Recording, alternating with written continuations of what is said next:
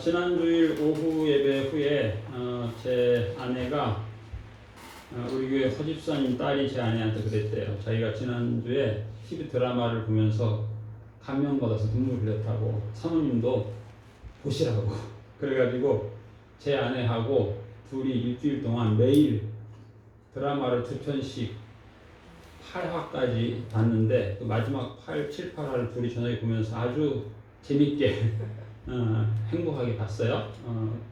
드라마 제목은 이상한 변호사 우영우라고 하는 건데, 지금 우리나라에서 시청률이 거의 최고 기록하고 있는 거니까 여러분들 한번 기회 되시면 그 드라마를 한번 보시기를 바랍니다. 그 드라마 중에 인상 깊은 장면이 하나 있는데, 시골에 아주 큰 팽나무가 언덕 위에 있는데 그 그늘이 얼마나 넓은지 아주 내가 여기 한번 가봐야 되겠다 하고 한번 찾아봤더니, 경상남도 창원에 그 큰 아름드리 동네 수백 년 묵은 팽나무 그늘이 있다고 하는데 혼자 가기 멀다. 여러분들이 그 드라마를 다 보시고 마음이 내키면 우리 공고차 타고 한번 갑시다. 그런 시가 있어요.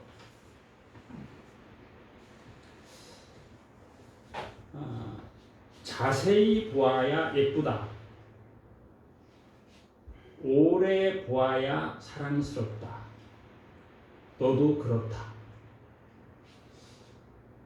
이름을 알고 나면 이웃이 되고, 색깔을 알고 나면 친구가 되고, 모양까지 알고 나면 연인이 된다. 이것은 비밀. 기죽지 말고 살아봐. 꽃 피워봐. 참 좋아.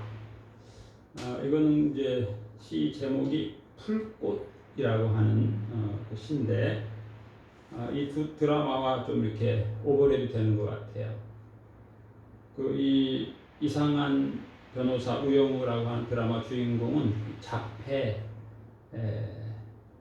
우리는 옛날 말로는 자폐 환자 그랬는데 그게 아니고 그 말 잘못된 말입니다. 자폐 스펙트럼이 있다 라고 하는 그렇게 표현을 하더라고요. 그런데 과거에는 우리가 이제 이 자폐가 있으면 이렇게 좀 이렇게 하고 좀 조금 그랬는데, 이 드라마를 보면서 참 그 자폐 주인공 예쁘다. 그리고 좀 여러 가지 정서의 순화가 되는 그런 느낌을 받았어요. 제가 지난주에 오늘 설교 소재 제목이 회상인데, 이 회상은 제가 며칠 전에 차를 타고 가다가 라디오를 들었는데, 그 유행가 제목이에요.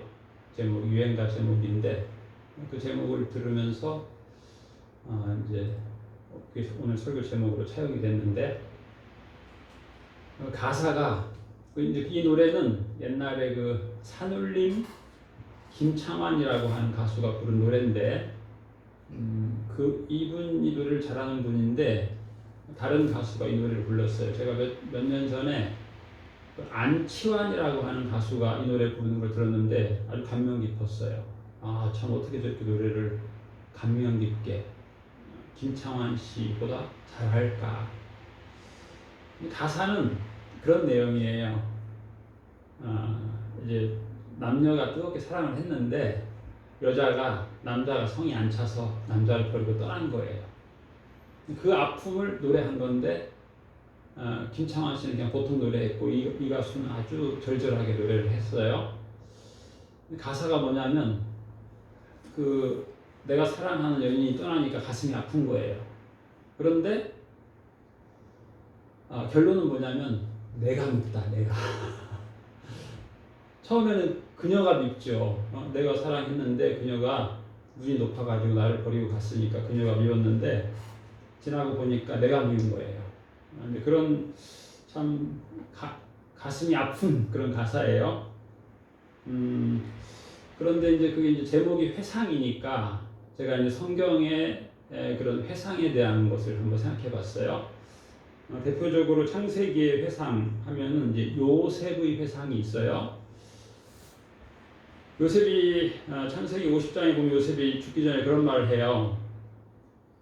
당신들은 나를 해하려 하였으나 하나님은 그것을 선으로 바꾸사 오늘같이 많은 백성의 생명을 구원하게 하시려 하셨나니 당신들은 두려워하지 마소서.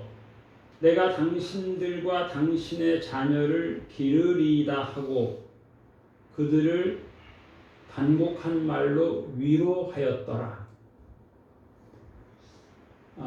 그리고 여기서 이제 요셉이 자기 형들이 때를 지어서 자기를 왕따시키고 미워하고 죽이려고 하고 그 어린 동생을 노예로 팔고 형들은 한마디로 말하면 아주 잔인하고 무섭고 악하고 피도 눈물도 없는 그런 사람인데 요셉이 그러는 거예요. 하나님이 당신들의 그 어리석음과 약함과 악함을 선으로 바꿔서 사용했다는 거예요. 그래서 사실은 그 가뭄에 7년 흉년이면 요즘 뭐 전쟁 뭐 1년도 안 됐는데 이렇게 곡물 값이 뭐 60% 이상 올랐다 더 오른다 그런 말 하는데 7년 흉년이면 이게 보통 일이 아니잖아요. 요즘 같은 데도 아니고 옛날이니까 요즘에야 뭐 다 몇 년 먹을 거 싸놓기도 하고 뭐 그러는데 그런데 하나님이 많은 생명을 구원하시려고 하나님이 큰 그림을 그리셨다는 거예요. 많은 생명을 구원하려고 사용했다는 거예요. 그 동대문에서 그 좌판에 이렇게 인형 같은 거 파는 사람들이 제일 힘든 게 뭐냐 하면 사람들은 뭐 비 오는 날, 뭐 추운 날, 뭐 더운 날 그렇게 얘기하는데 그게 아니래요. 제일 괴로운 날은 단속반이 뜨는 날이래요. 단속반이 뜨면 다 그냥 들고 뛴대요. 뛰다가 잡히면 다들 운대요. 그런데 그 학생이 고등학생이 중고등학교를 못 가고 장사를 하는데 잡혔대요. 그래서 유치장에 갔는데 유치장에 갔더니 그 바닥에 고수들이 많더라는 거예요. 30년 그거 한 사람들이. 그러면서 평소에는 가르쳐달라고 해도 안 가르쳐주더니 같이 이제 동병상련 유치장 깜빵 동기가 되니까 가르쳐준다는 거예요. 장사 잘하는 법을. 그래서 그걸 배웠대요. 그래서 그대로 했더니 매출이 5배로 오더라는 거예요. 그래 그 후에는 이 학생이 단속반이 뜨면 남들은 다 튀는데 자기는 살살 튀다가 걸린대. 왜? 고수를 만나는 기회라는 거예요. 고수. 감옥에 가면 고수들이 가르쳐준다는 거예요. 그래서 매출을 5배로 올리는 법을 배운다는 거예요.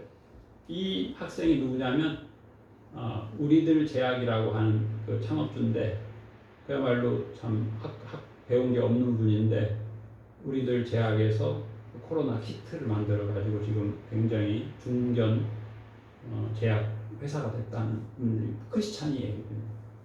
간증을 하는 거예요.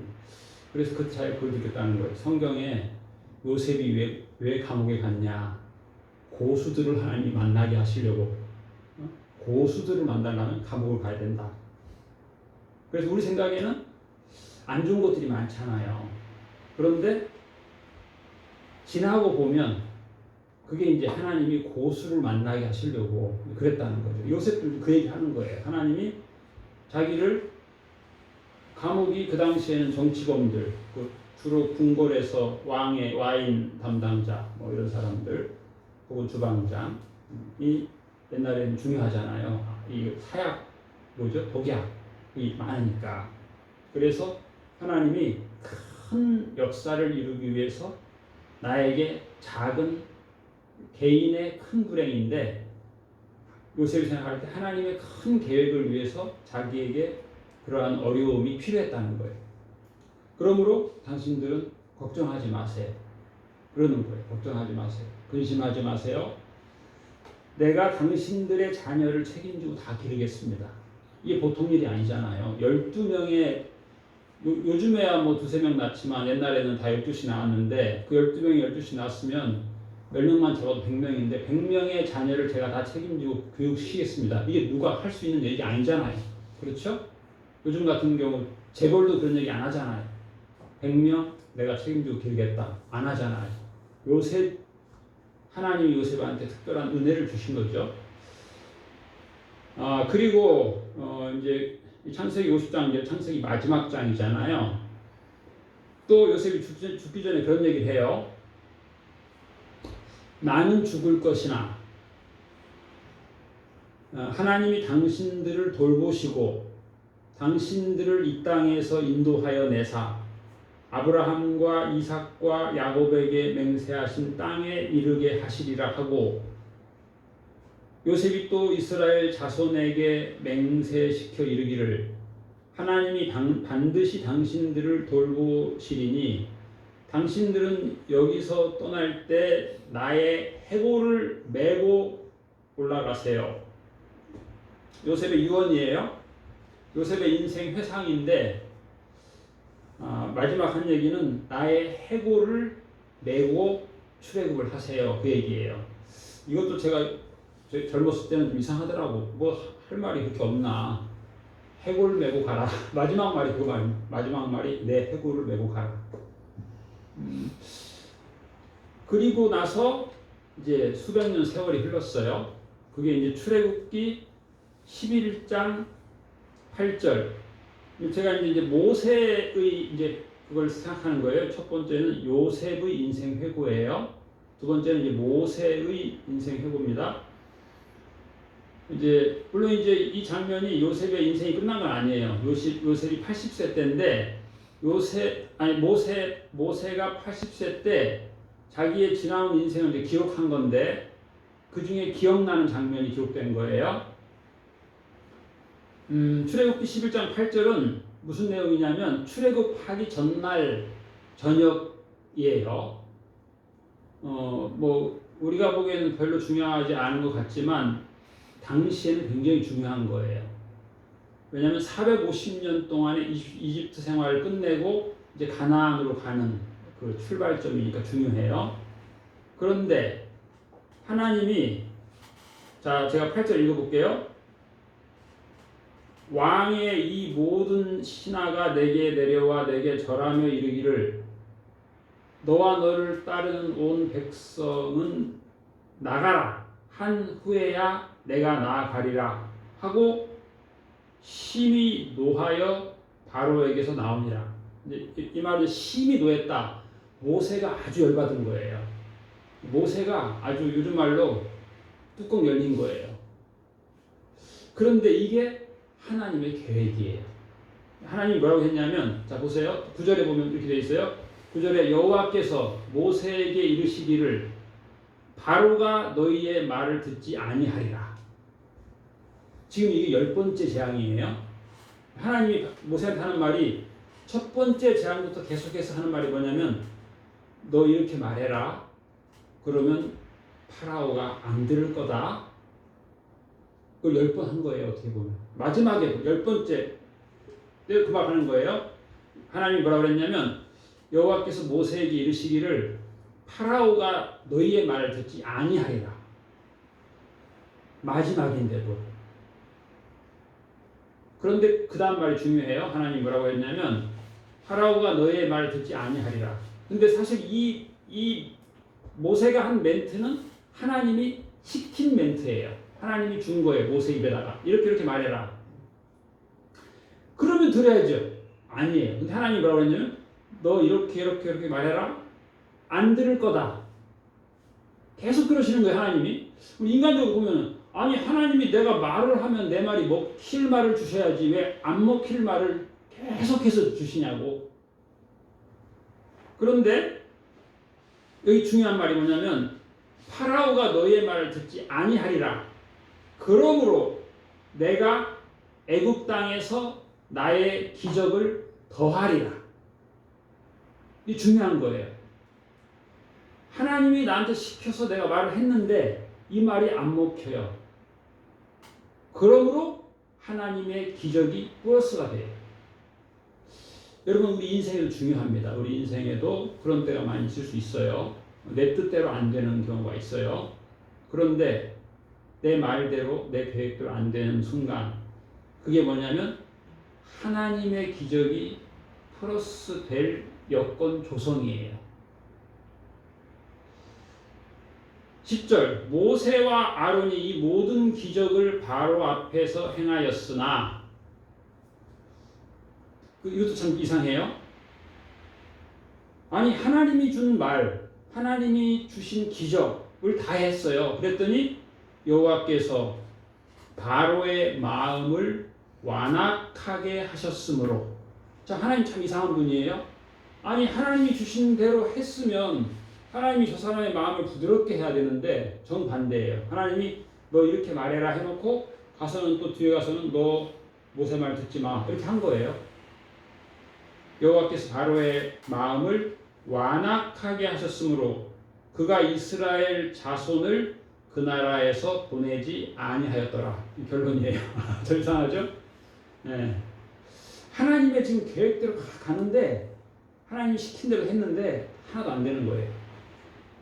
근데 거기에 하나님의 깊은 뜻이 있어요. 그 다음에 또 출애굽기 13장 17절에 보면 파라오가 백성을 보낸 후에 블레셋 사람의 땅의 길은 가까울지라도, 이게 무슨 말이냐면 이집트 나일강에서 북쪽에는 지중해가 있죠. 그리고 그렇죠. 저기 보이죠? 아프리카 위에 지중해 있죠. 저쪽은 대서양이고, 그리고 이제 오른쪽으로 가는 게 해안길이에요. 그 해안길 따라 쫙 가면 바로 예루살렘 쪽으로 갈 수 있어요. 그런데 파라오가 백성을 보낸 후에 이 해안길은 블레셋 사람의 길이에요. 블레셋 사람의 땅의 길은 가까워. 여기 써 있죠. 가까울지라도 하나님이 그들을 그 길로 인도하지 아니하셨으니에요. 하나님이 평탄한 길로, 좋은 길로, 좋은 기후 조건으로 인도 안 했다는 거예요. 왜? 이는 하나님의 말씀하시기를 이 백성이 전쟁을 하게 되면 마음을 돌이켜 애국으로 돌아갈까 하였습니다. 지금도 베들레헴은 그 팔레스타인하고 같이 공존하지요.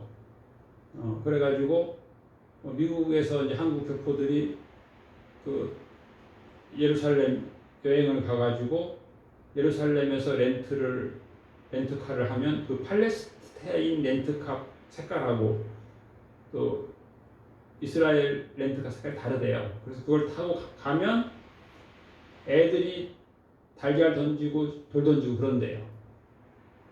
그래가지고 어떤 분이 그걸 모르고 그냥 갔다가 아주 참 난감했다 그러더라고요.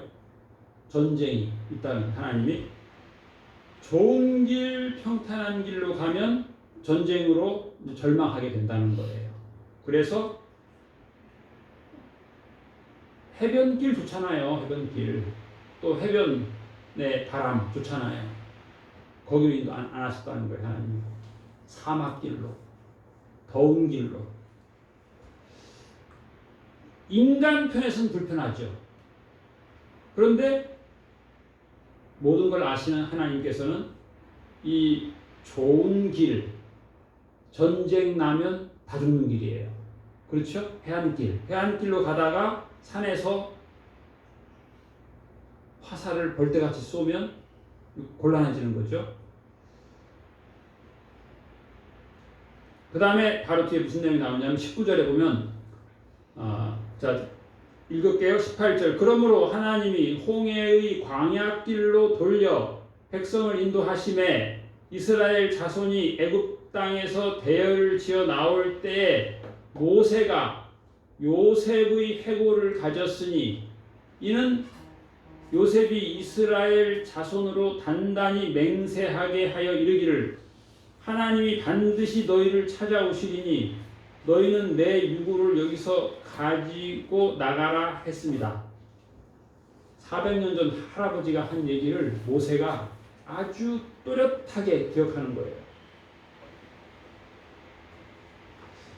이것도 하나의 이제 또 모세의 자기 400년 전 요셉 할아버지의 유언을 400년 후에 자기의 자녀들한테 하는 얘기예요. 오늘 우리가 본 신명기 33장 33절은 이제 모세가 죽기 전에 한 얘기예요. 이것도 어떻게 보면 모세의 회상이에요. 중요한 회상이에요. 어떻게 되어 있냐면 여호와께서 백성을 사랑하시나니 모든 성도가 그의 수중에 있으며 주의 발 아래에 앉아서 주의 말씀을 받는도다. 그러면서 이제 모세가 몇 가지 유언을 합니다. 그런데 몇 가지 유언 중에 첫 번째 한 내용이 이제 이 신명기 33장 3절이에요. 그리고 이제 이 제목을 붙이기는 하나님의 사람 모세가 죽기 전에 33장 1절에 보면 하나님의 사람 모세가 죽기 전에 이스라엘 자손을 위하여 축복함이 이러하니라 하면서 한 말인데, 첫 번째가 여호와께서 그의 자녀들을 사랑하신다 라고 하는 것을 자기의 자녀들한테 지금 유언하는 거예요.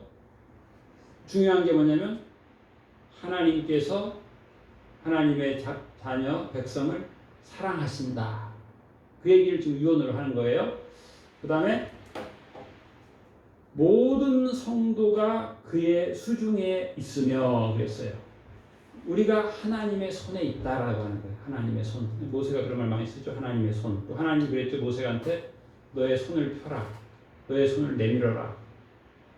너의 손을 옷 속에 넣어라. 빼라. 내 손에 있는 게 뭐냐? 지팡이입니다. 던져라. 근데 모세가 이제 하나님에게 들은 말이 많이 있으니까 하나님의 손. 어떤 분은 그런 얘기도 해요. 하나님의 손, 하나님의 오른손, 하나님의 왼손. 그런데 뭐 어떤 경우는 뭐 이제 하나님의 오른손은 이렇게 뭐 이렇게 부드럽고 내 뜻대로 하는 거고, 왼손은 내 뜻대로 안 하는 거고. 그러나 그 손이 사랑하는 거예요. 그런데 우리가 느낄 때는 왜 요즘 하나님이 오른손 안 쓰고 자꾸 왼손을 쓰시나? 기분 나쁠 수 있죠. 성도가 그의 수중에 있다, 그의 품에 있다는 것을 또 모세는 유언하는 거예요. 또 주의 발이란 또 표현을 써요. 주의 발, 주의 발, 주의 발 아래 앉아서 주의 말씀을 받는도다.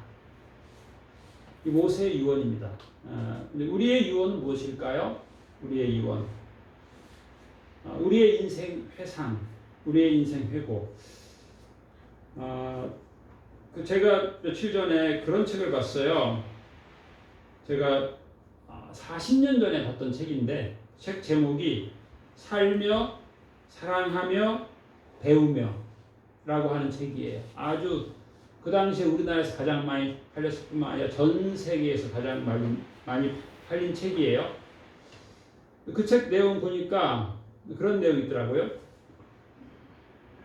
이제 배운다라고 하는 게 중요하잖아요. 우리가 자녀들을 키울 때 자녀들이 좋은 배움이 있었으면 좋겠다, 그런 느낌 받는데, 그 좋은 배움이 있으려면 또 잘못되면 또 나쁜 배움의 길로 빠지기도 하잖아요.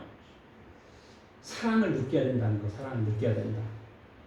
사랑을 하고, 사랑을 알고, 이제 우리로 표현하면 예수님 사랑을 우리가 느껴야 좋잖아요. 예수님 사랑을 더 알면 좋잖아요. 그러면 좋은 배움으로 성숙하게 된다, 그런 표현이 있더라고요. 배움이 잘 안 되기도 해요. 거기에는 이제 불만이 있어서 그렇기도 해요. 부모는 사랑하는데 자녀가 그걸 사랑을 못 느껴요. 왜? 너무 엄격하니까. 그리고 세대차가 나니까. 사랑을 느끼면, 사랑을 충분히 느끼면 좋은 배움이 성숙이 된다는 뜻이에요. 제가 아까 읽어드린 그 자세히 보아야 예쁘다, 오래 보아야 사랑스럽다, 너도 그렇다. 이게 이제 우리한테 있으면 좋겠어요. 우리가 예수님에 대한 그렇잖아요. 예수님에 대해서도 예수님의 사랑을 더 많이 느낄수록 좋고, 그 사랑을 더 알수록 좋고, 또 예수님과 더 많이, 우리가 오늘 그런 찬송했죠. 자유 얻게 하소서, 그런 찬송 우리가 했어요. 자유 얻게 하소서. 참 중요한 거잖아요. 여러분, 예수님의 은혜로 이 한 주간도 참 자유롭기를 축복합니다. 아멘. 그런데 그 찬송 가사에 보면은 그 다음 가사는 뭐라고 되어 있냐면 예수님을 따라가게 하소서, 그렇게 되어 있어요. 그러니까 자유라고 하는 거하고 예수님을 따르는 거하고 예수님과 동행하는 거하고 굉장히 밀접하다는 거예요. 우리가 잘 아는 대로 예수님이 진리를 알지니 진리가 너희를 자유케 하리라 그랬잖아요. 그 앞에 보면 어떻게 되어 있냐면 너희가 내 제자가 된다는 말이 있어요. 밀접한 거예요. 내 말이, 예수님의 말이 우리 안에 거하고 우리가 예수님 안에 거하면 우리가 예수님의 제자가 되고 진리를 알지니 진리가 너희를 자유케 하리라예요. 그러니까 우리 인생이 참 자유로워야 되는데 이 자유가 어디에서 오냐면 예수님께서 공급하시는 거예요. 예수님을 따라가면, 예수님과 동행하면 우리가 더 자유로워지는 거죠. 또 그 다음 찬송이 뭐였냐면 인도하소서예요. 그러니까 인도함을 받는 거죠. 인도함. 예수님 저를 인도해 주세요 할 때 우리가 자유로워지는 거예요. 예수님 저 인도하지 마세요. 내가 지금 굉장한 능력이 있으니까 내 마음대로 살게요 하면 자유롭지 않은 거예요. 자유로운 것 같지만 자유롭지 않은 거예요. 사도 바울의 회상을 한번 살펴봤어요. 사도 바울이 무슨 회상을 했나, 물론 몇 가지 했는데 사도 바울도 늙어서 그런 회상을 했어요. 나는 선한 싸움을 싸우고 나의 달려갈 길을 마치고 믿음을 지켰으니 이제 후로는 나를 위하여 의의 면류관이 예비되었으므로 주 곧 의로우신 재판장이 그날에 내게 주실 것이며 내게만 아니라 주의 나타나심을 사모하는 모든 자에게도니라, 그런 말씀하셨어요. 사도 바울의 회상인데 우리도 우리가 인생에 회상을 할 때 이런 회상하면 좋을 것 같아요. 내가 참 믿음의 말씀 따라 선한 싸움을 싸웠다. 때로는 주변에 사탄 같은 것들이 때로는 괴롭힐 수도 있고, 그럼에도 불구하고 믿음의 선한 싸움을 싸우고 내 달려갈 길을 마치고 믿음을 지켰으니, 이 하나님께서 하신 거죠. 하나님께서 환경은 참 믿음 지키기 어려운데 믿음 지킬 수 있도록 요셉처럼 이제는 나를 위하여 의의 면류관이 예비되었다. 이제 그걸 보는 것이죠. 천국을 보고 사는 거예요. 천국을, 의의 면류관을 보고 사는 거예요. 그래서 그날에 내게 주실 것이고 여러분에게도 예수님의 만날 날 재림 천국을 사모하는 여러분에게도 의의 면류관을 예수님이 주신다. 참 좋은 인생 마지막에 사도 바울의 좋은 회고이고 유언인 것 같아요. 예수님은 어떤 유언을 하셨나 한번 좀 생각해 봤어요. 그 전에 제가 이 풀꽃이라고 하는 시를 쓴 이 나태주라고 하는 분이 이제 병원에서 중한 큰 수술을 받고 시한부 통첩을 받았답니다. 그리고 이분이 글을 썼어요. 제목이 이제 하나님한테 이분이 쓴 거예요. 제목이 뭐냐면 너무 그러지 마시어요. 근데 이 시는 이제 본인이 곧 죽을 거니까 하나님 너무 그러지 마세요. 인 줄 알았는데 그게 아니더라고요. 그래서 들어보세요. 너무 그러지 마시어요, 하느님. 너무 그러지 마시어요. 너무 그러지 마시어요. 너무 섭섭하게 그러지 마시어요, 하느님. 저에게가 아니에요. 저의 아내 되는 여자에게 그렇게 하지 말아달라는 말씀이에요. 이 여자는 젊어서부터 병과 함께 약과 함께 산 여자예요. 세상에 대한 꿈도 없고 그 어떤 사람보다도 죄를 안 만든 여자예요. 신발장에 구두도 많지 않은 여자고요. 한 남자의 아내로서 그림자로 살았고 두 아이 엄마로서 울면서 기도하는 삶을 살았던 여자이지요. 자기의 이름으로 꽃밭 한 평, 채전밭 한 떼기 가지지 않은 여자예요. 남편 되는 사람이 운전조차 할 줄 모르고 쑥맥이라서 언제나 버스만 타고 다닌 여자예요. 너무 그러지 마셔요.